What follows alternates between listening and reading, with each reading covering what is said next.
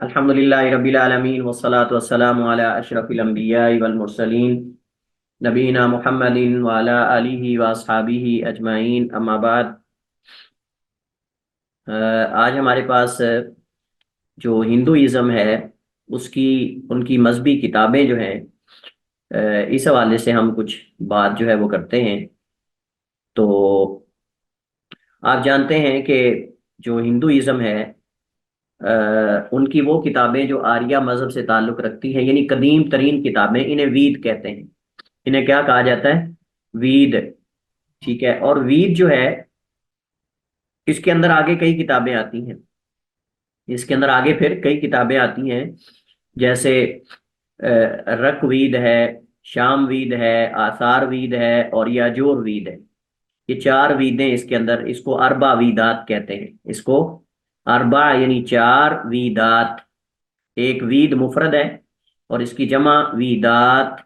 और ये चार हैं, जैसे मैंने जिक्र किया, ऋग्वेद या रुकबाज इसको पढ़ते हैं। ऋग्वेद, शामवेद, आसार, अलिफ मदा, ता अलिफ रा, आसार वेद और याजूर वेद। ये जो पहली तीन है, इनको ज्यादातर ये तस्लीम करते हैं। जो आखिरी याजूर वेद है, इनको इनके मुफक्किरीन वगैरह दीगर जो लोग हैं ना, वो इसको इसमें शामिल नहीं करते। यानी वो कहते हैं कि याजूर वेद जो है ये हमारी किताबों में से नहीं है। बहरहाल ये चार जो हैं ये वेदात, ज्यादातर ये इनकी असासी और आप समझ लें बुनियादी। इनमें से भी, चारों में से जो पहली है ऋग्वेद, ये असल और असासी है। ये असल और असास है, जिस पर बाकी तीन जो है उसकी बुनियाद है। तो बाकी तीन जो है या तो इसी ऋग्वेद से माखूज हैं, जो कि असल और बुनियादी किताब है, या फिर जो है उनके अंदर ऐसी अशिया और ऐसे उमूर हैं जो कि गैर मारूफ हैं। उनके अंदर ऐसी अशिया और ऐसे उमूर हैं जो गैर मारूफ यानी गैर मुहिम चीज़ें उसके अंदर हैं। और बाद ऐसी चीज़ें जिनका मजहब के साथ कोई ताल्लुक ही नहीं, जिनका किसी मजहब के साथ कोई ताल्लुक ही नहीं है। तो बहरहाल खुलासा मैं दोबारा जिक्र कर देता हूँ। ये जो कदीम किताबें हैं हिंदुइज्म के अंदर, उन मजमूए को जो नाम दिया जाता है वो है वेद। और ये चार हैं: ऋग्वेद, सामवेद, आथर्ववेद और यजुर वेद। और जो ऋग्वेद है ये असल और असास है, पहली जो है।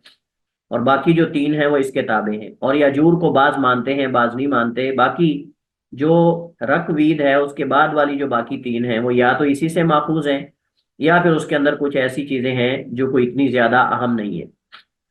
अब आगे मज़ामीन के एतबार से इन चारों किताबों को बाज उलमा दो हिस्सों में तकसीम करते हैं और बाज उलमा तीन हिस्सों में तकसीम करते हैं। बाज उलमा कहते हैं कि ये चारों जो विदात हैं जिनका भी मैंने जिक्र किया है, ये इसके टोटल जो है वो दो किस्में हैं। पहली किस्म मतन है, जिसको टेक्स्ट कहते हैं। ठीक है, मतन है। और इसको वो कहते हैं समहसा। इसको क्या कहते हैं? समहसा। सीन मीम हा सा अलिफ, सा अलिफ, समहसा। तो ये मतन टेक्स्ट को नाम देते हैं। चारों के मतन को समहसा का नाम देते हैं। जैसे हमने पीछे पढ़ा था ना, वो उसके अंदर क्या था, तलमूद। तलमूद के अंदर हमने कहा था कि मतन को और नाम दिया जाता है और उसकी शरह को और नाम दिया जाता है, मिशना और जुमारा।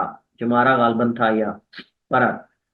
अच्छा, तो इसी तरह इसके मतन को समहसा का नाम देते हैं और इनकी जो शरह है उसको जो है ब्राह्मण का नाम देते हैं। उसको ब्राह्मण का नाम देते हैं। जैसा कि वेद के जो इनके इसको लिखने वाले हैं यासिक, यासिक नामी आदमी इन विदात को लिखने वाला है।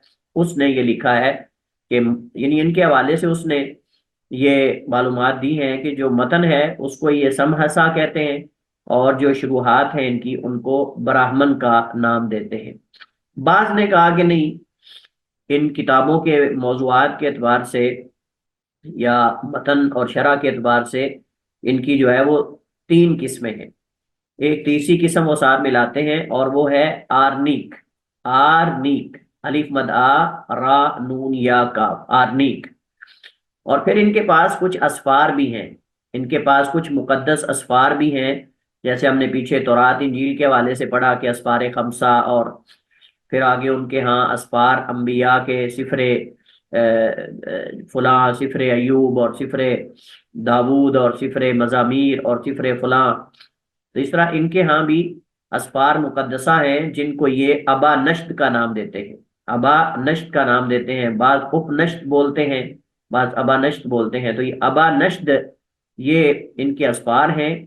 پانچ نہیں بلکہ بہت سارے ہیں. ابا نشت ان کے مقدس اسفار ہیں جن کی تعداد ٹوٹل 180 ہے.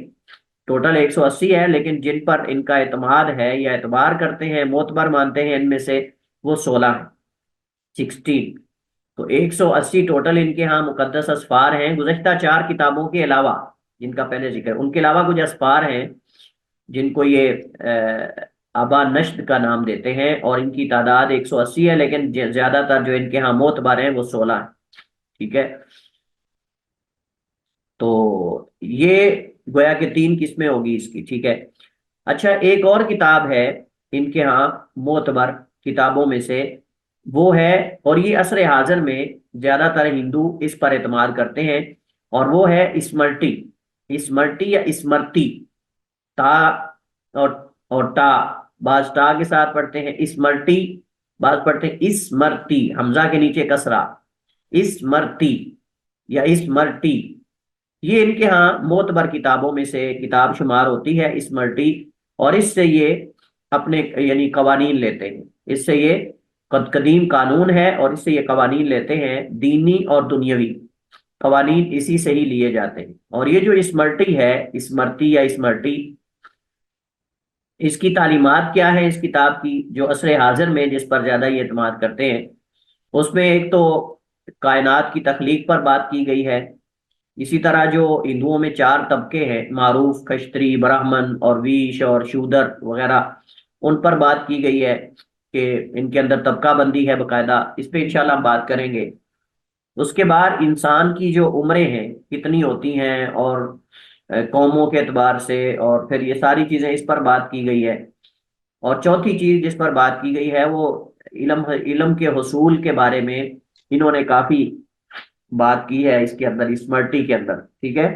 حصول علم کے حوالے سے بھی کچھ باتیں، ولادت سے یعنی بچپن سے لے کر بڑا ہونے تک کیسے علم سیکھنا ہے، اور کون سی عمر میں جا کر کیا کرنا چاہیے علم کے حوالے سے، لکھنا کب سیکھنا چاہیے، پڑھنا کب سیکھنا چاہیے، یہ ساری چیزوں کے حوالے سے بھی اس میں بات ہوئی ہے.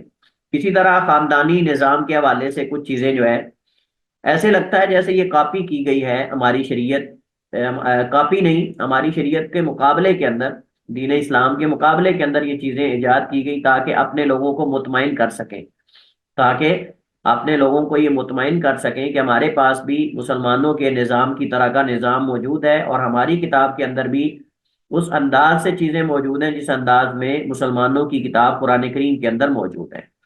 تو یہ دیکھیں آپ کہ ملتی جلتی چیزیں انہوں نے ذکر کی ہے. ٹھیک ہے.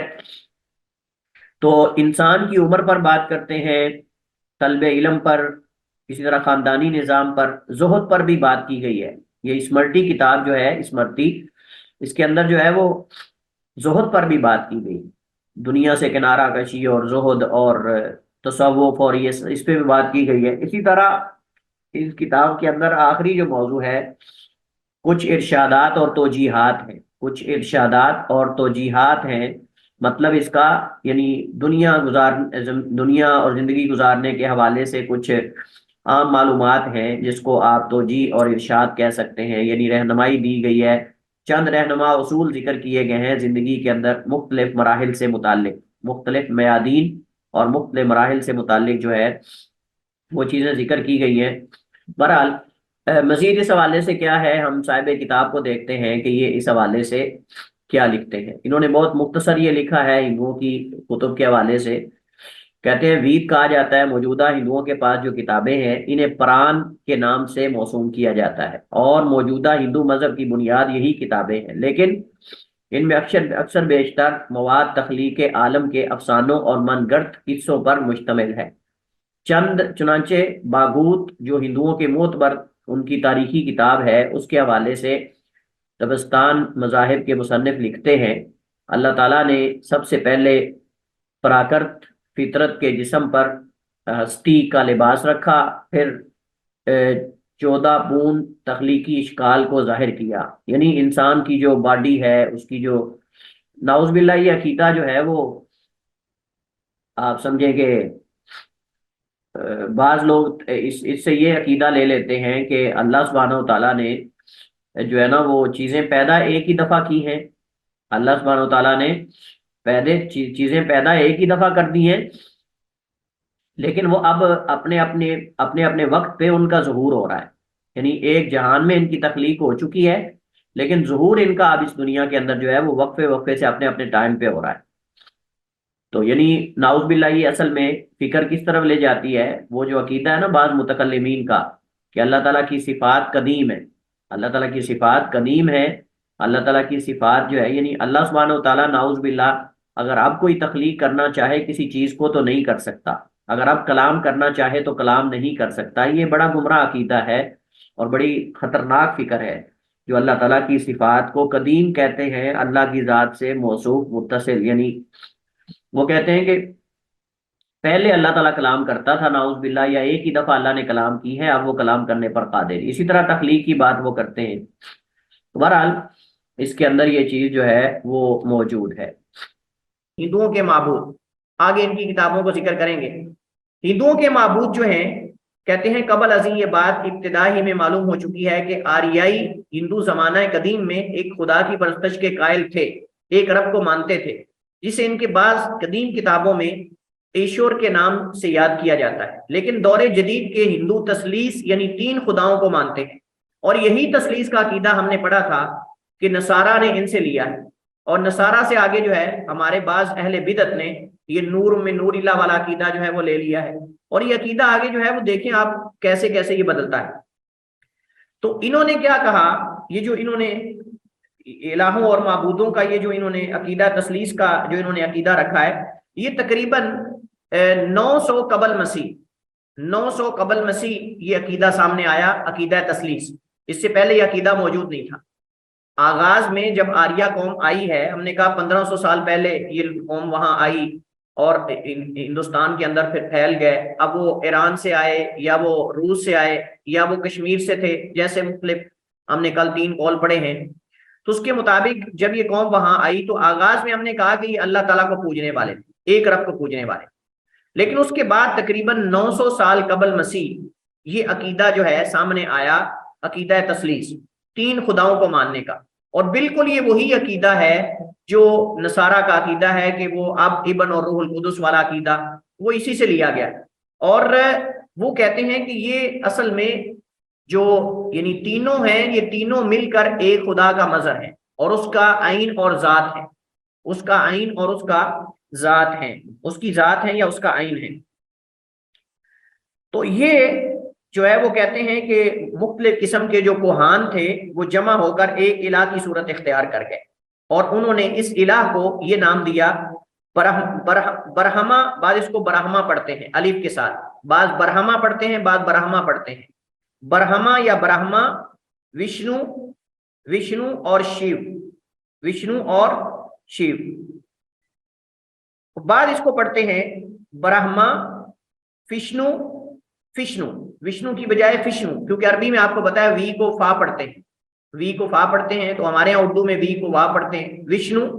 اور تیسرا ہے سیفا، اور یہ شیو کہہ رہے ہیں، شیوا بعض اس کو کہتے ہیں، بعض اس کو شیو کہتے ہیں۔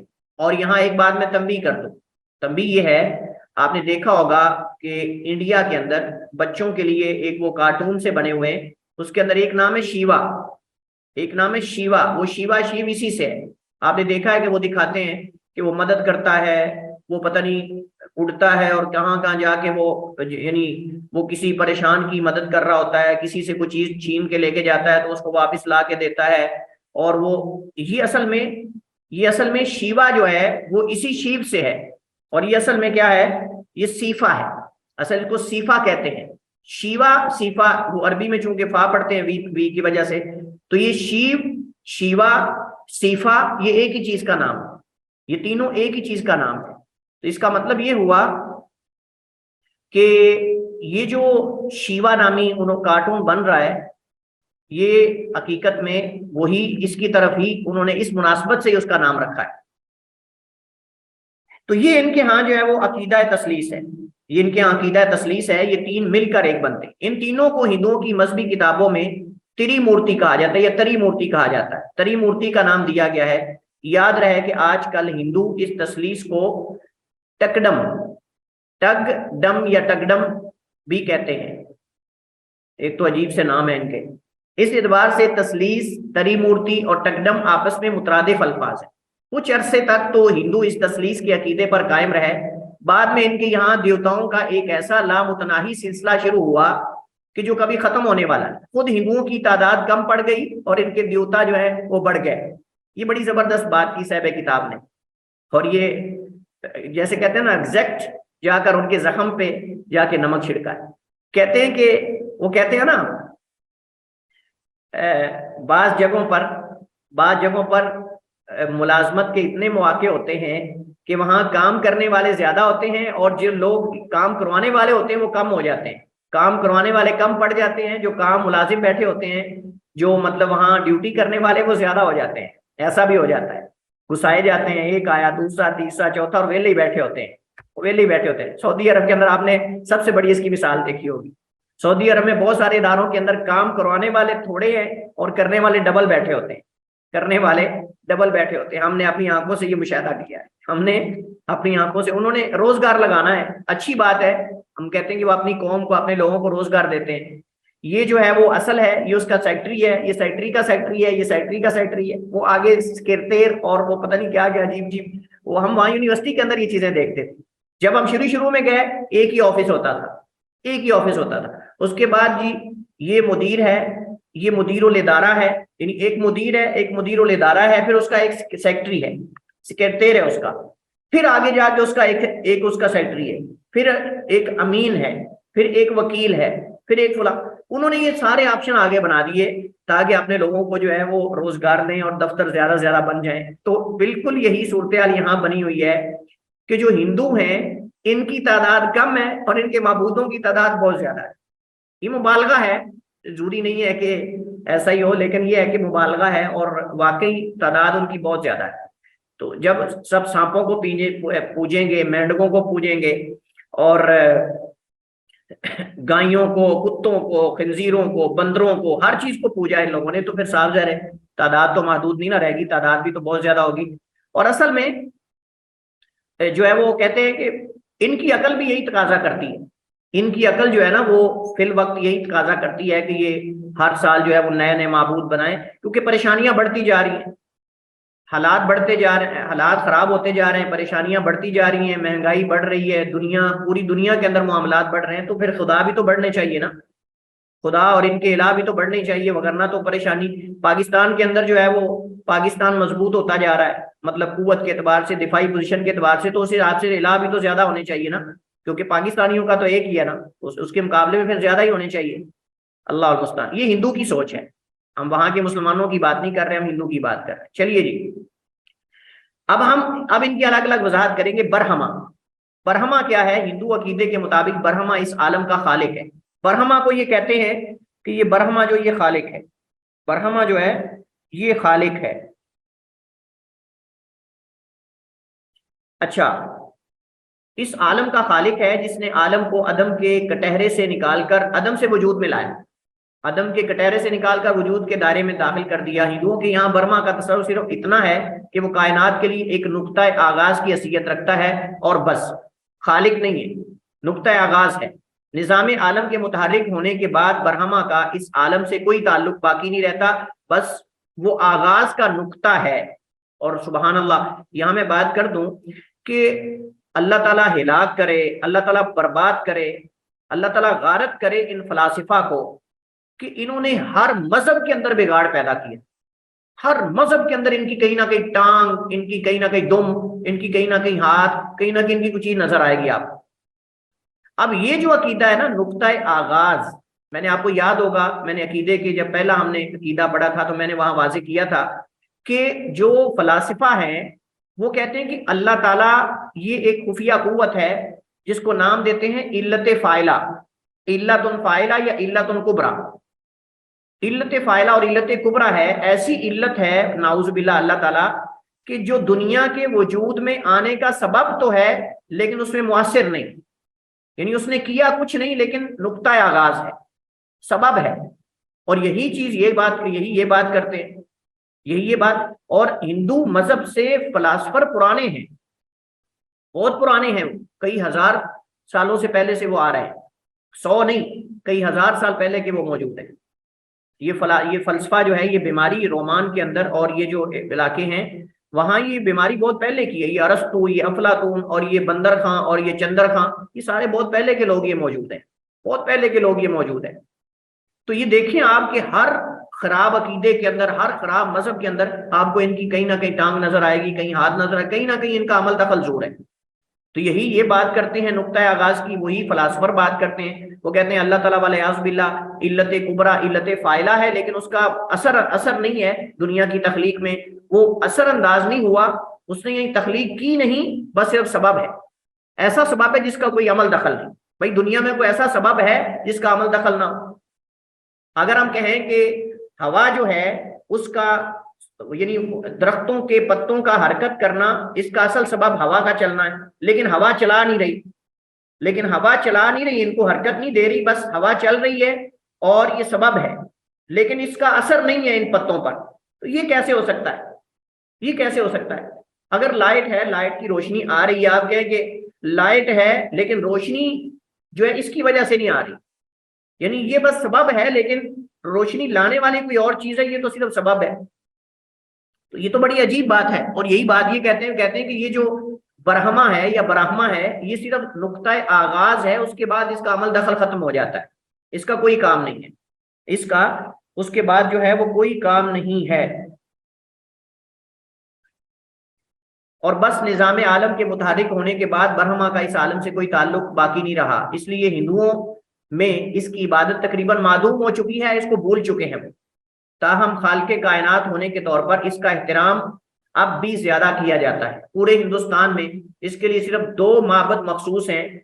हिंदुस्तानी आर्ट में बरहमा को 4 बारिश चेहरों और 4 बाजुओं के साथ सुर्ख रंग में दिखाया जाता है कि ये 4 बारिश चेहरों और 4 बाजुओं के साथ सुर्ख रंग में ये मौजूद है। वहां एक हाथ में चमचा है, दूसरे में लोटा है, तीसरे में तस्बीह है और चौथे में वीद है, और चौथे में वीद या वीदा है। और यही तो हमारे यहाँ पीरों के साथ किया जाता है।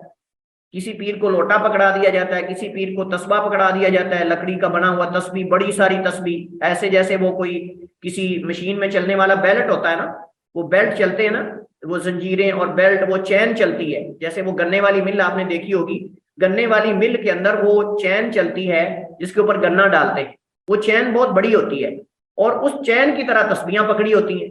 इतने बड़े बड़े तस्बे पकड़े होते हैं लकड़ी के बने हुए, जैसे कोई चैन हो किसी बड़ी शुगर मिल का, और वो उसको ऐसे ऐसे जो है वो गिरा जा रहा है, और बाद में स्पीकर पकड़ा होता है, कहता है शुभ शुभ शुभ शुभ शुभ शुभ, और कहते हैं हाथ रख लो जहां दर्द है। स्पीकर खोल के वो ऐसे तस्बा गिराता है, उसका जो मनका होता है वो लकड़ी का बना हुआ या जिस चीज का भी, वो ऐसे करता है शुभ, पढ़ता कुछ भी नहीं, पर ऐसे ऐसे किए जा रहा है शुभ शुभ। मैं कहता हूँ हिम्मत है उस तस्बीह की कि जो बेचारी उसके ऐसे खींचने को बर्दाश्त कर रही, वो ऐसे ऐसे ऐसे ऐसे ऐसे ऐसे उसको घुमाता है, इतनी स्पीड से घुमाता है कि कभी रस्सी भी नहीं टूटी उसकी, पता नहीं कब रोजाना बदलते हैं क्या करते हैं। लेकिन मैं कहता हूँ हिम्मत सलाम है उस तस्बीह को जो खाली शुभ शुभ शुभ शुभ पे बार बार ऐसे घुमाई जा रही। ये आज किसी को धोखा देना हो ना तो तस्बीह पकड़ लो, किसी को धोखा देना हो, किसी के साथ दगाबाजी करनी हो, फ्रॉड करना हो, या तो कोई कुरान की आयत पढ़ दो शुरू में, या फिर ये है कि तस्बा पकड़ के उसको ऐसे ऐसे घुमाओ और स्पीकर पकड़ के शुफ शुफ कर लो। बड़ी अजीब बात है ये, लोगों का ये यानी अजीब नजरिया है, ये समझना आने वाली बात है। अल्लाह मुस्तान। तो कहते हैं कि ये उन्होंने जो बरहमा की तस्वीर यहाँ बनाई हुई है, एक हाथ में उसको चमचा दिया हुआ है, इसका मतलब ये है, इसका मतलब ये कि ये कैसा खुदा है या कैसा इलाह है जो खाने का मोहताज है, जो खाने का और चमचे का मोहताज है। अल्लाह मुस्तान। हमारा रब गनी है, हमारा रब गनी है, हमारा रब गनी है, ना खाने का मोहताज है ना पीने का मोहताज है। हमारा खालिक वाहिद है, यकता है और गनी है, गनी और हमीद है, ना खाने का मोहताज है ना पीने का मोहताज है, ना वो मुकाम का मोहताज है। نہ وہ عرش کا محتاج ہے، نہ وہ آسمان و زمین کا محتاج ہے، بس اس کی ایک صفت ہے کہ وہ اپنے عرش پر مستوی ہے، لیکن وہ عرش کا محتاج نہیں ہے۔ تو ایک ہاتھ میں چمچہ دیا ہوا ہے، دوسرے ہاتھ میں لوٹا، تیسرے میں تسبیح، ان کا کوئی تعلق بنتا ہے آپس میں؟ بس یہ تعلق ہے کہ لوٹے اور تسبیح کا تو چلے تعلق بن گیا کہ پہلے لوٹے سے طہارت حاصل کرے اور بعد میں تسبیح کر لے۔ چوتھے میں وید ہے، اور اسے راج ہنس پر سوار دکھایا گیا ہے۔ راج ہنس یہ ایک طرح کی سواری ہے، وہ جیسے وہ بنایا ہوتا ہے نا گھوڑا ٹائپ، ایسے اس کو آگے کی طرف سے ایسے کیا ہوتا ہے، پتہ نہیں اب اس کو کہتے ہیں راج ہنس۔ اس کی بیوی فنون لطیفہ کی دیوی کہلاتی ہے۔ فنون لطیفہ کی دیوی، دیوی دیوتا سے ہے نا، اس کی مؤنث جو ہوتی ہے نا، دیوتا کی مؤنث دیوی کہتے ہیں اس کو، تو یہ ان کا دیوتا ہے اور یہ اس کی دیوی ہے۔ وشنو، وشنو یہ جو ہے وہ موجودہ ہندوؤں کے یہاں اصل معبود وہی ہے۔ وشنو اور شیوا یا شیو یا سیفا، تینوں طرح اس کو پڑھا جاتا ہے، شیو، شیوا، سیفا۔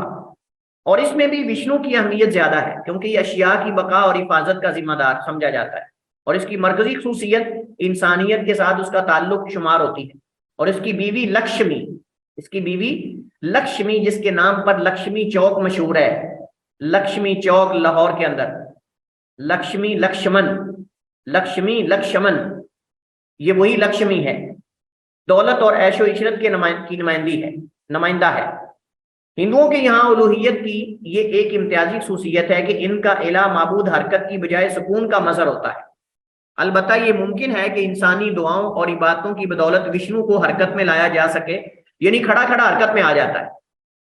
وہ جو ان کا وشنو ہے نا اصل معبود، وہ دعائیں جتنی زیادہ کرو گے اتنا زیادہ اڑے گا، اتنا زیادہ حرکت میں آئے گا اور خوش ہوگا۔ وہ کہتے ہیں نا، وہ انجن ایک جو ہے وہ خراب ہو گیا، اڑ رہا تھا، تو خان صاحب کہنے لگے کہ یہ انجن خوش ہو رہا ہے، اس کو اڑنے دو۔ اس کا وہ ٹوٹ گیا تھا اللہ ایک، تو وہ جب وہ کوئی چیز بھی مشینری ہے وہ فری ہو جاتی، پھر اس کا جو بٹن ہوتا ہے وہ کام کرنا چھوڑ جاتا ہے، اس کو کنٹرول کرنے والا جو آلہ ہوتا ہے وہ ٹوٹ گیا، تو وہ انجن جو ہے وہ بہت اڑ رہا تھا، تو وہ کہہ رہا ہے یہ خوش ہو رہا ہے۔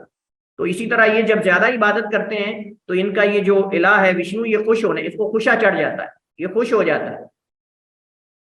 تو کہتے ہیں کہ اس کو زیادہ عبادت کر کے، دعائیں کر کے حرکت میں بھی لایا جا سکتا۔ یہ تو ایسے جیسے بچے کو آپ ایسے کرو تو وہ ہنسنے لگ جاتا ہے۔ بچے کی یہاں اگر اس کی ککھ کے اندر یہاں پیٹ کے پاس جو پیٹ ہوتا ہے نا، پیٹ کے پاس ایسے ایسے کرو تو وہ ہنستا ہے، بغل کے نیچے اگر بچے کو ایسے ایسے کرو تو وہ ہنستا ہے، تو یہ لگتا ہے ان کا وشنو بھی ایسے حرکت میں ہی آ جاتا ہے۔ اور مختلف اہم مراحل پہ اسے مادی دنیا میں نزول پر آمادہ کیا جا سکے، لیکن مادی دنیا میں معبود کا آنا حلول کی صورت میں ہو سکتا ہے، اس کے علاوہ نہیں، کہ وہ کسی نیک انسان کی شکل میں آ کر غم زدہ افراد کی فریاد رسی کرے۔ اور یہی کارٹون جو بنا رہے ہیں یہ انہی کا مظہر ہے۔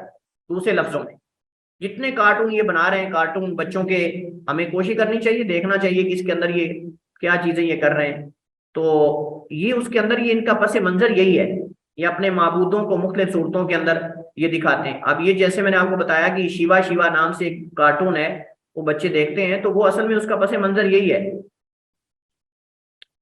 تو کہتے ہیں کہ کسی نیک انسان کی شکل میں آ کر غم زدہ افراد کی فریاد رسی کریں، یہ اس کو یاد کرتے ہیں اور اس سے دعائیں۔ چنانچہ ہندوؤں کے دو مشہور معبود رام اور کرشن اسی وشنو کے اوتار سمجھے جاتے ہیں۔ یاد رہے کہ یہ وہی رام ہے جس کی وجہ سے بابری مسجد کا جھگڑا چلا آ رہا ہے، یہ وہی رام ہے جس کی وجہ سے بابری مسجد کا جھگڑا چلا آ رہا ہے، اور ہندو اسے رام کی جائے پیدائش قرار دیتے ہیں، اس وجہ سے وہ اس کو چھوڑنے کو تیار نہیں، اس وجہ سے وہ اسے چھوڑنے کو تیار نہیں، وہ ان کو اپنی مقدس جگہ سمجھتے ہیں، اور مسلمان اس کو اپنی عبادت گاہ سمجھتے ہیں۔ تو اسی پر اختلاف یہ کئی جو ہے وہ سالوں سے چلتا آ رہا ہے۔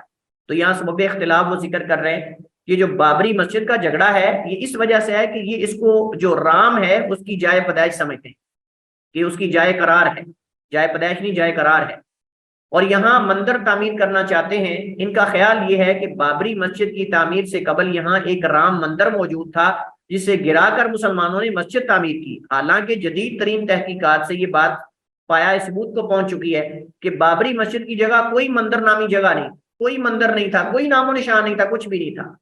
بہرحال وشنو بڑا معبود تھا، اور اس نے رام اور کرشن جو آدمیوں کے نام تھے اس میں خود مجسم، یعنی اس میں حلول کیا ہے۔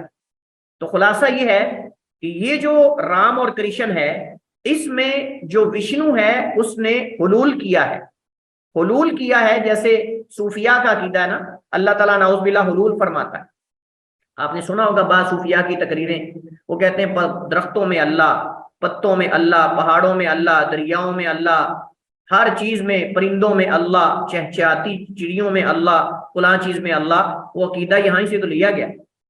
تو کہتے ہیں کہ جو اصل میں وشنو ان کا بڑا معبود ہے، اس نے دو آدمی تھے، ایک رام اور ایک کرشن، ان کے اندر حلول کر لیا تھا۔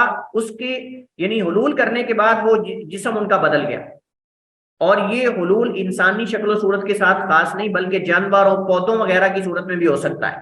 وہ کہتے ہیں یہ تو ان دونوں کے اندر حلول کیا تو کرشنا، اور اس کو جو ہے وہ دوسرا رام کا نام دے دیا گیا، رام رام رام رام کرشنا، لیکن حقیقت کے اندر یہ کسی اور چیز کے اندر بھی حلول کر سکتا ہے۔ تو آپ دیکھ لیں صوفیاء کے عقیدے کے اندر یہ موجود ہے۔ میں نے آپ کو بتایا تھا کہ ایک صوفی جو ہے اس نے دیکھا کہ ایک صوفی صاحب جو ہے وہ کسی چیز پہ سوار ہو کے آ رہے ہیں، تو کہتا ہے کیا کہتا ہے کہ کہتا ہے دیکھیں یہ جو ہے وہ نعوذ باللہ اللہ پر اللہ سوار ہے، کبھی کہتا ہے بندے پر اللہ سوار ہے، کبھی کہتا ہے اللہ پر بندہ سوار ہے۔ اور اس وجہ سے میں نے ابن عربی کا قول نقل کیا تھا، وہ کہتا ہے ان قلت انا رب فہو عبدی او انا عبد فہو ربی فسوا، اگر میں یہ کہوں کہ وہ میرا بندہ اور میں اس کا رب ہوں، یا میں اس کا رب ہوں وہ میرا بندہ ہے، یا میں اس کا بندہ ہوں وہ میرا رب ہے، تو برابر ہے، کوئی فرق نہیں، کوئی فرق نہیں، کیونکہ اس نے حلول کیا ہے، حلول کے بعد ایک ہو گیا، اور یہ اس کا عین ہے، اس کا مظہر ہے اور اس کی حقیقت ہے۔ یہی عقیدہ رکھتے ہیں۔ کہتے ہیں کہ وشنو نے کرشنا اور رام کے اندر حلول کیا، اور حلول کرنے کے بعد وہ شکل انسانی ہے لیکن حقیقت میں معبود تھا، اور اسی کی تصویر بنا کے انہوں نے تصویریں اور مورتیاں بنا کے لٹکا لی۔ کہتے ہیں یہ حقیقت میں مظہر ہے اس کا، وشنو کا جو بڑا معبود ہے ان کا، کرشنا اور رام۔ تو کسی اور چیز کے اندر بھی حلول ہو سکتا ہے۔ اس عقیدے کی بنیاد پر ایک ہندو کے لیے اپنے معبود کو دنیاوی واقعات میں ڈھال کر لے آنا کچھ مشکل نہیں رہتا۔ وشنو کے بھی 4 ہاتھ ہیں، پہلے ہاتھ میں سنکھ یعنی بڑا باجا، اور دوسرے میں گرز، اور تیسرے میں چکر، اور چوتھے میں چکر یا چکر ہے، اور چوتھے میں کنول کا پھول ہوتا ہے، اور یہ انسان اور پرندے سے مرکب ایک جانور پر سوار ہوتا ہے۔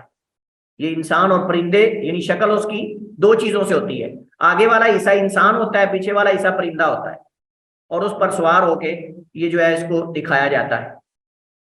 یہ جو شیوا ہے یا سیفا ہے یا شیو ہے جو ان کا دوسرا معبود ہے، کہتے ہیں ہندوؤں کے یہاں اسے وشنو کی ضد سمجھا جاتا ہے۔ جو کام وہ کرتا ہے اس نے الٹ کرنے، جو کام وہ کرتا ہے اگر وہ بناتا ہے تو یہ تخریب کرتا ہے، تخریب کاری کرتا ہے، وہ تعمیر ترقی کرتا ہے، یہ تخریب کاری کرتا ہے، وہ اگر زندہ کرتا ہے تو یہ مارتا ہے، وہ اگر جو ہے وہ خوش کرتا ہے تو یہ ناراض کرتا ہے، وہ ہنساتا ہے تو یہ رلاتا ہے، وہ اگر جو ہے وہ پھول دیتا ہے تو یہ چپیٹے مارتا ہے، وہ اگر کھانا دیتا ہے تو یہ کچھ اور دیتا ہے۔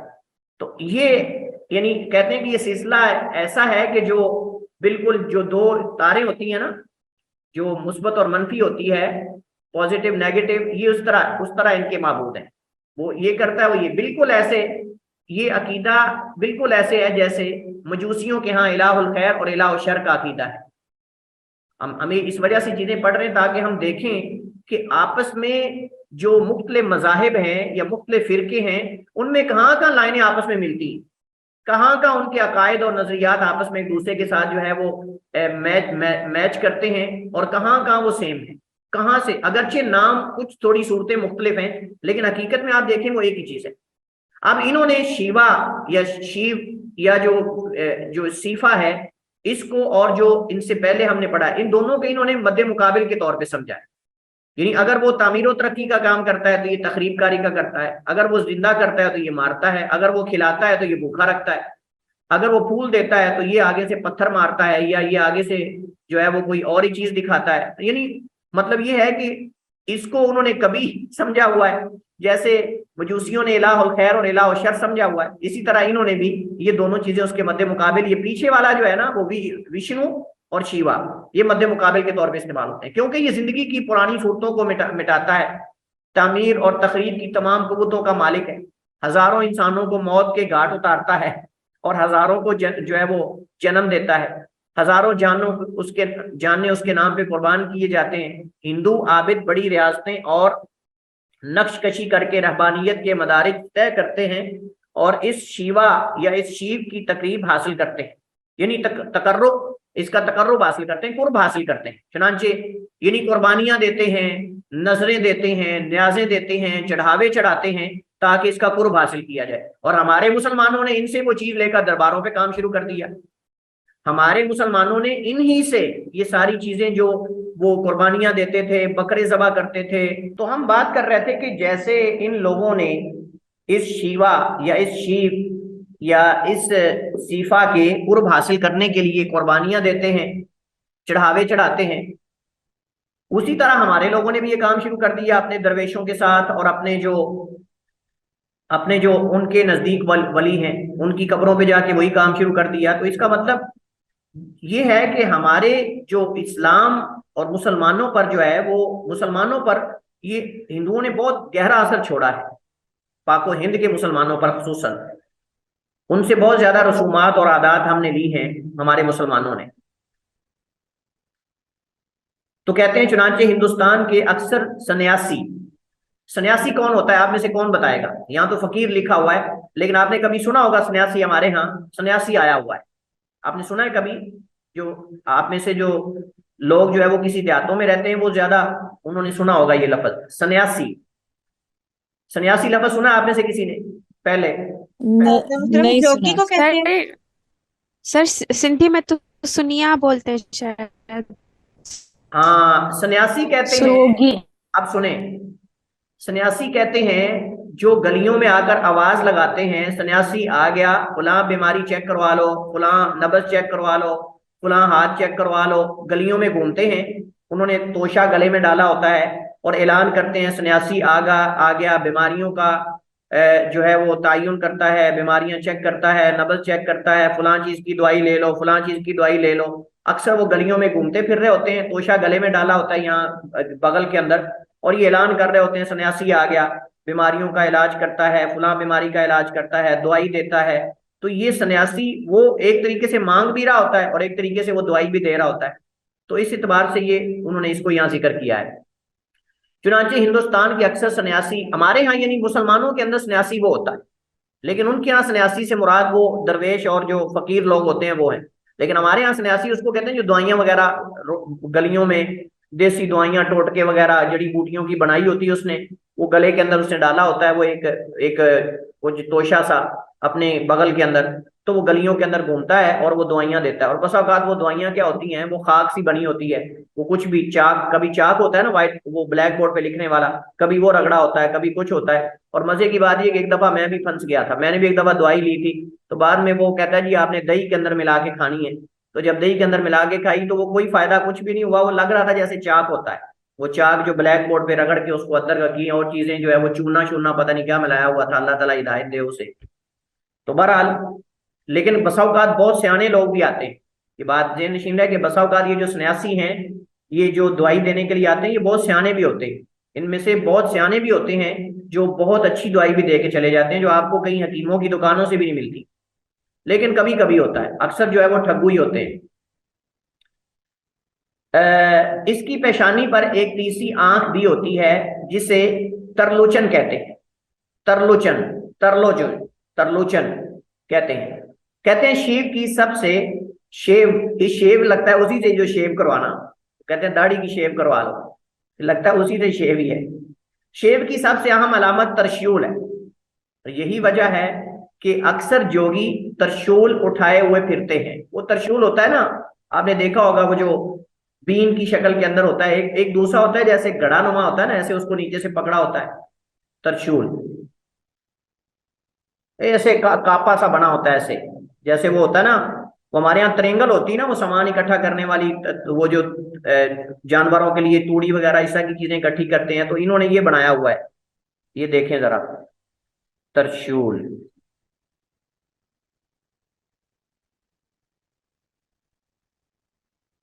वैसे सही बात बताऊं, मैं इसको और ही समझ रहा था, मैं वो दूसरा जो जोगियों के हाथों के अंदर एक दूसरा होता है ना, हमारे जोगियों के हाथों में, मैं वो समझ रहा था जो किसने जोगी का जिक्र किया। तो ये जो ये वाला तो तरशूल है, एक मिनट, मैं इसको ज़रा थोड़ा जूम कर लूँ, फिर आपको दिखाते हैं।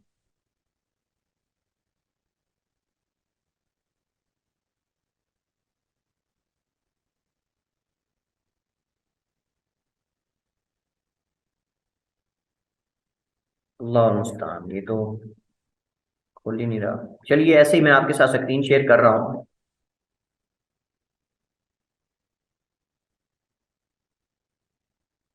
जी, देख रहे हैं आप? जी सर। ये वाला, ये जो तीन ऐसे निशान बने हुए हैं ना, ऐसे करके उंगलियों की तरह, ये ऐसे नीचे से उसका बना हुआ है, ये इनके जोगी ये पकड़ते हैं। हमारे यहाँ वो जोगी दूसरा पकड़ते हैं, वो जो ऐसे गोल सा बना होता है, एक तो बीन होती है, एक दूसरा जैसे मटका सा होता है ना, ऐसे नीचे से बना होता है। तो ये देखें आप, ये जो इनका है ना, ये इन्होंने वहां बनाकर, जैसे फुहारा हमारे यहाँ होता है ना, इस तरह करके उसको ऐसे बनाया हुआ है, और वहां उसकी शक्ल भी बनाई हिरन, हिरन की तरह। तो नीचे देखें, हिरन की तरह शक्ल भी उसकी बनाई हुई है।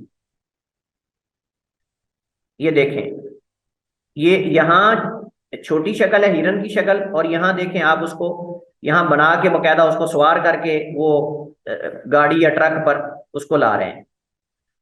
तो कहते हैं कि जो शिवा है या शिव है, इसकी सबसे अहम अलामत जो है वो त्रिशूल है। यही वजह है कि अक्सर जोगी त्रिशूल उठाए हुए या अपने चेहरों पर त्रिशूल की तस्वीर बनाए हुए नजर आते हैं। ये इनके जोगियों की बात कर रहे हैं, हमारे यहाँ वो और चीज पकड़ते हैं। या इसको तरश्यूल पढ़ते हैं या तिरश्यूल, तिरशूल, तिरशूल। यहाँ मेरे पास डिक्शनरी है, उसके अंदर इस पर एराब लगा हुआ है, उसमें इस पे एराब लगा हुआ है तिरशूल, तिरशूल। चलिए, कहते हैं शिव की जो बीवी है, बीवियों में काली सबसे ज्यादा अहमियत और मकबूलियत की हामी है, और कहा जाता है कि ये शिवा या शिव से भी ज्यादा खतरनाक और हैबतनाक है। चुनांचे बारहा इसे इंसानी खोपड़ी का जो है वो ग्लोबन पहने शिकार के गोश्त को फाड़ते हुए, खून पीते हुए दिखाया गया है, ताकि डराया जाए कि ये खतरनाक है, उससे भी ज्यादा खतरनाक है। हमने कहा वो तोड़ मरोड़ करता है, तोड़ फोड़ करता है, मारता है, बड़े उल्टे पुल्टे काम करता है, तो ये उसकी बीवी उससे भी आगे उल्टे पुल्टे काम करती है। सुभान अल्लाह, अल्लाह मुस्तान, इन्ना लिल्लाहि व इन्ना इलैहि राजिऊन। गौ माता जिसका पेशाब पीते हैं, गौ माता लीटरों के हिसाब से बिकता है, गौ माता। हिंदू मजहब और सकाफत की बुनियाद गाय बैल की परस्तिश और उसकी अजमत का इकरार है।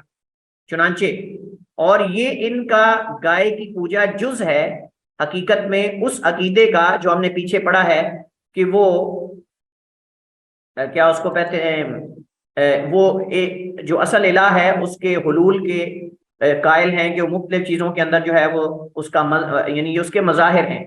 ये फूल हूँ या कोई भी चीजें हूँ, हवा है, आग है, वगैरह वगैरह, कहते हैं उसके मज़ाहिर हैं। तो इस वजह से वो गाय को भी मजहर समझते हैं, और गाय को सबसे ज्यादा इस वक्त हिंदुस्तान के अंदर अहमियत दी जाती है। हत्ता कि गाय जो है उसको जबा करना, गाय को बेच जो है वो उसको क्या कहते हैं, उसको नुकसान पहुंचाना, उसको अजियत देना, उसको मारना, उसकी कुर्बानी करना, हत्ता कि ये मसला है, वहाँ बहुत बड़ा मसला है। जहाँ हिंदुओं का मतलब ज्यादा गलबा है, या जहाँ ज्यादा हिंदू रहते हैं जिस मोहल्ले के अंदर, वहां अगर कोई मुसलमान गाय की कुर्बानी करते, गाय बैल वगैरह की, तो वो तो गया। इस तरह अगर गाय को छेड़छाड़ कर दिया, उसको मारा, या मतलब उसको कुछ अजियत दी आपने या नुकसान पहुंचाया, तो उसकी खैर नहीं। तो कहते हैं हिंदू मजहब और सकाफत की बुनियाद, और ये जो मौजूदा हुक्मरान है, मौजूदा जो हुक्मरान है मोदी साहब, क्या इसका मोदी नाम है क्या है, ये भी गाय का पेशाब पीने वाला, सबसे ज्यादा इसने पिया होगा, सबसे ज्यादा इसने पिया होगा। मेरे मेरे नजदीक, जहाँ जैसे मैंने इसकी तस्वीरें देखी हैं, तो इसने सबसे ज्यादा, मेरे ख्याल में तो कई लीटर पी चुका है ये। अल्लाह मुस्तआन। तो गाय बैल की परस्तिश और इसकी अजमत का इकरार है। चुनांचे हिंदुओं की कदीम किताबों, वेदों और जदीद पुराणों में भी गाय की परस्तिश और इसकी ताजीम का जिक्र मौजूद है, जिसकी वजह से हिंदू मुआशरे में गाय को एक देवता की हैसियत हासिल है। बल्कि हिंदुओं की मजहबी किताबों में तो गाय के मुतालिक यहाँ तक लिखा हुआ है कि सारा जहान और कुल देवता गाय ही का सरापा है। यानी जितने इनके देवता हैं उनका मजहर एक चीज में है, और वो गाय। हाँ, बड़ी अजीब बात है, पहले एक से कई बनाए, अब कईयों से एक बना दिया। पहले एक से कई बनाए, अब कईयों से एक गाय बना दी। कहते हैं ये कई देवतों का मजहर है, یعنی آپ کو الگ الگ برانچز میں جانے کی بجائے ایک گائے کا پیشاب پی لینا چاہیے، منہ پہ مل لینا چاہیے، کپڑوں پہ گرا لینا چاہیے، آپ کو در در کی ٹھوکریں کھانے سے یہ بہتر ہے۔ کیا کیسا زبردست شارٹ کٹ راستہ ہے کہ آپ کئی دیوتوں کے سامنے جا کے دیوتاؤں کے سامنے گریں اور وہاں جائیں چل کے، تو آپ اپنے گھر میں گائے کھڑی ہوئی ہے، اس گائے کا پیشاب لے لیں اور اس کو اوپر مل لیں، اور ناؤز باللہ اس کو کپڑوں پہ مل لیں اور پی بھی لیں کچھ اس میں 2-4 لیٹر، تو کہتے ہیں یہ آپ کو در در کی ٹھوکریں کھانے سے بہتر ہے۔ یہ شارٹ کٹ راستہ ہے دور حاضر میں، جیسے وہ ہوم ڈلیوری ہوتی ہے نا، چیزیں گھر میں پہنچاتے ہیں، تو آپ کے گھر میں گائے کھڑی ہے تو آپ کو جانے کی ضرورت ہی نہیں۔ واہ کیا کمال شارٹ کٹ راستہ بتایا ان لوگوں نے۔ وہ پہلے ایک سے انہوں نے کئی کیے، اب کئیوں سے ایک بنا دی، برانچز کم ہونا شروع ہو گئی۔ سارا جہان اور کل دیوتا گائے ہی کا سراپا ہے، اور اتھر وید میں لکھا ہے کہ یہ بیل ہی ہے جس نے آسمان و زمین کو اپنے سر پہ اٹھا رکھا ہے، اور یہی عقیدہ ہمارے مسلمان کے اندر موجود ہے، یہ عقیدہ ہمارے بعض مسلمانوں کے اندر موجود ہے۔ آپ نے سنا ہوگا، کہتے ہیں کہ یہ زمین جو ہے 2 بیلوں کے سینگوں پر ہے، یہ زمین جو ہے یہ 2 بیلوں کے سینگوں پر ہے، اور وہ جب ہلتے ہیں تھک جاتے ہیں کھڑے کھڑے تو زلزلہ آ جاتا ہے۔ لا حول ولا قوت الا باللہ۔ میں نے اپنے کانوں سے کئی مسلمانوں سے سنا ہے، اپنے کانوں سے میں نے کئی جاہل مسلمانوں سے سنا ہے، کہتے ہیں یہ زمین جو ہے دو بیلوں کے سینگوں پر ہے، اور وہ جب تھک جاتے ہیں نا اس وقت یہ ہلنا شروع ہو جاتی ہے زمین اور زلزلہ آتا ہے۔ لا حول ولا قوت الا باللہ۔ یہ کتنا کفری عقیدہ ہے، کتنا کفری عقیدہ ہے یہ، نعوذ باللہ۔ اللہ تعالیٰ کہتا ہے ہم نے زمین کو جو ہے وہ ٹھہرنے والا بنایا، قرارن برقرار رہنے والا، ٹھہرنے والا، اور اس طرح ہم نے اس کے اندر پہاڑ گاڑ دیے تاکہ اس کو ہم برقرار رکھ سکیں، اور یہ کہتے ہیں کہ وہ بیلوں نے اٹھایا، بیل جو ہے اس کو لے کر کھڑے ہوئے ہیں۔ اسی سے لوگوں میں یہ بات مشہور ہے کہ جب بیل اپنا سینگ بدلتا ہے تو زمین میں زلزلہ آتا ہے۔ بعض لوگ آ کر دریافت کرتے ہیں کہ کیا یہ حدیث ہے، سو اس کا جواب بھی واضح ہو گیا کہ یہ تو ایک ہندوانہ نظریہ ہے، اس کے بارے میں کوئی حدیث نہیں۔ میڈیا کی وجہ سے مسلمان ہندو ثقافت سے انتہائی متاثر ہو رہے ہیں، کیونکہ میڈیا آج کل 3 طاقتوں کے ہاتھ کھلونا بنا ہوا ہے، ہندو، یہودی، عیسائی، ہندو، یہودی، اور تیسرا ایک اور شامل کر لیں، اور وہ ہے رافضہ، خبیث قوم۔ اگر وہ بھی ساتھ ملا لی جائے تو میرے خیال میں یہ 4 جو ہیں وہ بن جائیں گے، ہندو، یہودی، عیسائی اور رافضہ شاید صاحب کتاب نے مسلط کو دیکھا ہے، وگرنہ رافضہ کو بھی ذکر کرنا چاہیے تھا، یہاں چوتھے نمبر پر رافضہ ہے۔ اور چونکہ یہ تینوں طاقتیں آخرت کے تصور کو بالکل جو ہے وہ بلا چکی ہیں، اور ان کے ذہنوں میں اب آخرت کا کوئی تصور باقی نہیں رہا، اس لیے وہ بے دریغ اس ذہنیت کو پھیلا رہے ہیں۔ ہمارا آج کا مسلم نوجوان اس چیز پر توجہ کیے بغیر ان کے دام و فریب کا شکار اور عقیدہ آخرت سے دستبردار ہو جاتا ہے۔ بہرحال بات دور نکل گئی، گائے پرستی ہندوؤں میں بڑھتی جا رہی ہے، اور قدیم اور جدید دور میں اس کا اثر اتنا وسیع ہوتا جا رہا ہے کہ ہندو اسے مقدس سمجھ کر اس کے گوبر کے ذریعے جو ہے وہ اس کے گوبر کے ذریعے چن کر کھاتے ہیں، اس کے گوبر کے ذرے چن کر کھاتے ہیں، اور اس کے گوبر کا پانی نچوڑ کر پیتے ہیں، جیسا کہ ہندوؤں کی کتاب مہابھارت میں جو ہے وہ موجود ہے۔ اسی طرح ہندو مذہب کی ایک اور مقدس کتاب منو سمرٹی اصل نام ہے، سمرتی نہیں ہے، اصل سمرٹی نام ہے، جیسا کہ شیخ ضیاء الرحمن اعظمی نے ذکر کیا ہے۔ تو ان کی کتاب منو سمرٹی میں ہے کہ گائے کا گوبر اور پیشاب گناہوں کی معافی کا ذریعہ ہے۔ مہاتما گاندھی کا اب بھی کہنا ہے کہ ہندوستان میں جب تک ایک گائے بھی ذبح ہوتی رہے گی اس وقت تک ملک کو حقیقی معنوں میں آزاد تصور نہیں کیا جا سکتا، لہذا مسلمانوں کو نکال دو یہاں سے کہ مسلمان قربانیاں کرتے ہیں۔ اور سوامی دیانت نے لکھا ہے کہ گائے ذبح کرنے کے جرم میں ہزاروں لاکھوں انسانوں کو ذبح کرنا چاہیے تاکہ گائے جو ہے وہ اس کو خوش کیا جا سکے اور گائے راضی ہو جائے، تاکہ گائے زیادہ پوچھل ہلائے، زیادہ دم ہلائے۔ یہ تصور مسلمانوں کے ذہنوں میں بھی آہستہ آہستہ لاشعوری طور پر آتا جا رہا ہے، اور وہ گائے کا گوشت کھانے سے پرہیز کرنے لگے ہیں، اور ان کی اولین ترجیح چھوٹے گوشت کو حاصل ہوتی جا رہی ہے۔ ذہنیت کے اس معیار کو سنت نبوی کے مطابق تبدیل کرنے کی ضرورت ہے۔ چلیے جی، گاؤ ماتا کے متعلق ایک انوکھا حکم، چلیے اس کو بھی پڑھ لیں۔ گائے چونکہ ایک مقدس جانور ہے، اس لیے ہندو اس بات کو ناپسند کرتے ہیں کہ شودروں، جو نچلے طبقے کے ہندو ہیں نا، انشاءاللہ یہ طبقات ہم پڑھیں گے، انہوں نے کل مختصر سے ذکر کیے ہیں، ان کے کام کیا ہیں، وہ کیا کرتے ہیں، اس کی طرف اشارہ کیا ہے، لیکن ہم انشاءاللہ ان کی تفصیل اگر آگے آئے گی تو ٹھیک ہے، نہیں تو ہم اس کو تفصیل کو پڑھیں گے انشاءاللہ۔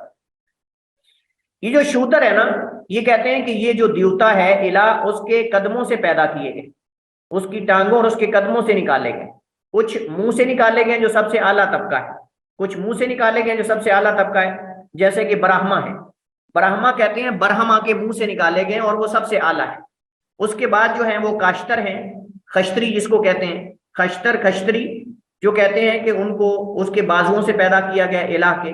और तीसरे हैं वीश हैं जो कहते हैं कि इनको इलाह ने अपने रान से पैदा किया है। और ये सबसे चौथा जो दर्जा नीचे वाला है ये शूदर है, जिनको अपने पांव से देवता ने पैदा किया, निचले जात के हिंदू। इनको कहते हैं गटर साफ करने के लिए और ये गंदे काम करने के लिए इनको रखा हुआ। कैसा इलाह है वो, कैसा माबूद है वलियाज़ु बिल्लाह, कि जो अपने बंदों में तफरीक करता है, किसी को गटर साफ करने के लिए, किसी को तालीमो ताल्लुम के लिए, सीखने के लिए, पढ़ाने के लिए, पढ़ने के लिए। ये इंशाल्लाह हम वाजे करेंगे अगले लेक्चर में कि इनके यहाँ ये रूहें जो है ना, रूहें, इनके यहाँ रूहों के दर्जात हैं, मुकामात हैं। इसी तरह इनके दुनिया के मालिम हैं, दुनिया के इनके यहाँ कैटेगरीज हैं, दुनिया के अंदर भी इनके कई दर्जात हैं। फिर आगे रूहों के कई दर्जात, आगे इनके यहाँ रूहों के कई दर्जात हैं, आप सुनकर हैरान हो जाएंगे। रूहों के अंदर सतूकन है, समूकन है और रजूकन है। रूहों के अंदर सतूकन है, समूकन है, रजूकन है, ये तीन रूहें, और हर एक की खूबी और खुशियात है। इंशाल्लाह ये हम अगले लेक्चर में कोशिश करेंगे इसको जो है वो पढ़ेंगे ये क्या है। दुनिया और आलम जो जहान है इसके दर्जात हैं, और ये दर्जात असल में रूहों के एतबार से, तो रूहों के आगे अलग अलग उनके मरातिब हैं। तो इंशाल्लाह ये क्या मरातिब है और इसके क्या काम है ये इंशाल्लाह हम पढ़ेंगे। तो कहते हैं कि ये उसके पास गाय हो, बल्कि वेदों में ये हुक्म यानी इनके पास ही होनी चाहिए। इनके पास जो है शूद्र हिंदुओं के पास गाय हो, बल्कि वेदों में से ये हुक्म, वेदों में ये सराहत के साथ ये हुक्म मौजूद है कि अगर गाय शूद्रों के पास हो तो इनसे इसे छीन लेना चाहिए, इनके पास ही होनी चाहिए। ये एक मुकद्दस जानवर है, ये शूद्रों के पास नहीं होनी चाहिए, बल्कि ये उससे ऊपर वाले जो हैं, जो कश्तरी हैं, या उसके बाद जो है वो ब्राह्मा हैं, या फिर जो है वो वीश हैं, उनके पास होना चाहिए, शूद्रों के पास नहीं होना चाहिए। फायदा, हिंदुओं ने खुद ही अपने आप को 4 जातों में तकसीम कर रखा है। सबसे ऊंची जात ब्राह्मण है, ये जिक्र कर रहे हैं, इसको जिक्र कर दिया इन्होंने, ब्राह्मण है, इसके बाद खश्तरी है, इसके बाद वीश हैं, और सबसे आखिर में शूदर है। और जात पात की तफरीक हिंदुस्तान में आज भी इस हद तक मौजूद है कि स्टेशन पर मौजूद ठंडे पानी की लगी जो टूटियां हैं, बराए लिखा होता है वहां, यानी टूटियां लिखना चाहिए था, तो कहते हैं कि वहां जो टूटियां उन पर लिखा है, टूटियां बराए ब्राह्मण, बराए शूदर की तफरीक अलामात के तौर पर लिखी हुई है। यही वजह है कि इनके लिए एक दूसरे का पानी पीना भी हराम है और बाहमी निकाह तिजारत भी हराम है। चूंकि शूदर वहां बड़ी तंगी की जिंदगी गुजार रहे हैं, खुद हिंदू भी इन्हें इंसान समझने के लिए तैयार नहीं, इसलिए इन्हें इस्लाम की तरफ रगबत पैदा हो रही है, लेकिन गुर्बत इनकी राह में हायल है, जिनका फौरी हल ये है कि इन्हें अपनी सालाना ज़कात के जरिए माली इमदाद बाहम पहुंचाई जाए, ताकि इस्लाम कुछ दिली से कबूल कर सकें। और इन्हें मुअल्लफ़तिल क़ुलूब, जो मसारफ़ ज़कात में एक मसरफ़ है, वल मुअल्लफ़ति क़ुलूबुहुम, उसे करार दिया जाए, तो इस सूरत में ये मसारफ़ ज़कात की आयत कुरानी का मिस्दाक बन सकेंगे। चलिए जी, यहाँ पर हम ब्रेक लेते हैं। हिंदुओं के ये इन्होंने जो मुख्तलिफ इनके तबकात हैं ये इन्होंने जिक्र किए, लेकिन अगले लेक्चर में इंशाल्लाह हम इनको, इनके काम क्या हैं और ये कहाँ से पैदा किए गए, मैंने इशारा किया है, लेकिन इंशाल्लाह तफसील इनकी कि इनके काम क्या क्या हैं हर एक के, ये इंशाल्लाह हम अगले लेक्चर में जिक्र करेंगे। और इसी तरह इनके यहाँ जो जहान है उसके जो दर्जात हैं और फिर आगे रूहों के दर्जात हैं, इंशाल्लाह इस पे हम बात करेंगे। और इन रूहों की किताबों पर वल्लाहु ताला अलम व अहकम व सल्लल्लाहु अलैहि वसल्लम अला नबीना मुहम्मद व अला आलिहि व सल्लम।